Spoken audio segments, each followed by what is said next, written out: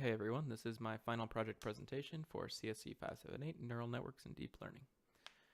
So my project was an implementation project of a recurrent neural network. So I'll just dive in. To give a quick overview of what RNNs are, basically they're a network that takes in a sequence as opposed to a standard neural network that just takes in a flat input. The output of a recurrent neural network could be one of three different things. You could have a single value output. You could have a sequence equal to the length of the input sequence. An example of that is part of speech tagging, to where you input a sentence and each word in that sentence gets a particular part of speech. And you could also have a sequence that is independent of the input sequence. And an example of that is translation. For example, English to French might not be a one-to-one translation in words. So in my project, I focus on the first, which is just outputting a single value.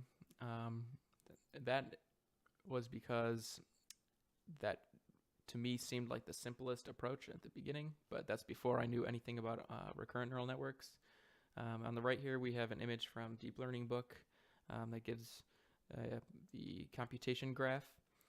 And as you can see, during each time step here, we input a value. This U represents our input to hidden weights, which we then take the dot product of. And then with our hidden weights, we multiply that by the previous weights, and then pass that along to the next node. So we do that for every single element in our sequence. And then since we're dealing with just a single value output here, we only take the last output. V represents the hidden to output weight matrix that we multiply by, and then we get a value, which we can compute the loss, and then we can backpropagate that through time. So a bit about the project details. My setup was just implementing a recurrent neural network in Python. I used NumPy for linear algebra. So I actually split this into two phases. Phase one was just re-implementing the standard neural network from project one in Python. And the idea there was to add on the recurrent portion to every layer. So as you can see here, I did that, and this works. There were a bit of challenges, again, re-implementing all of the algorithms like backpropagation and all that. But once that was completed, I started looking into the recurrent portion, and that was a bit more complicated than I first imagined. So I actually split this into another phase to where I just took the simplest recurrent neural network and tried to implement that. And that was just a single layer of recurrent nodes. So yeah. As for the implementation of the recurrent neural network, my task at hand was to predict the next value in the sign function. So I generated consecutive sequences of length 4, which I just arbitrarily chose length 4, that I fed into the sign function. So we have sign 0, 1, 2, 3 as examples.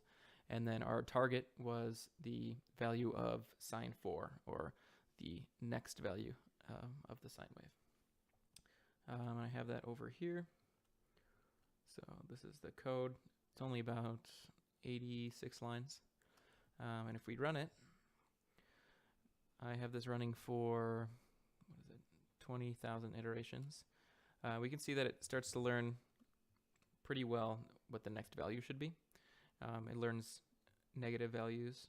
This one's basically right on target. And it's a good approximation of the sign function overall. So that was successful.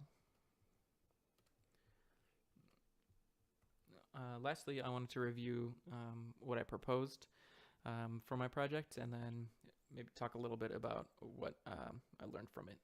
So in my proposal, I said I wanted to implement a recurrent neural network to solidify my understanding, maybe even get to LSTM or gated recurrent units. And I was undecided between MATLAB and Python, but actually going back and implementing the normal network all in Python and NumPy really solidified my understanding of backpropagation and all those complex interactions between the weights, biases, deltas, and all that good stuff. Other than that, I expected to learn all the intricacies of backpropagation through time, but I think I got a bit of that with this very simple recurrent neural network implementation that I have here. But I think the more intricate parts happen once you start stacking those recurrent cells. And that's something that I have to dig into, possibly as next steps for this. I do want to go back and eventually kind of merge this or make this a type of cell that you can select in the network, and then possibly use it as any of the modern machine learning neural network frameworks have today.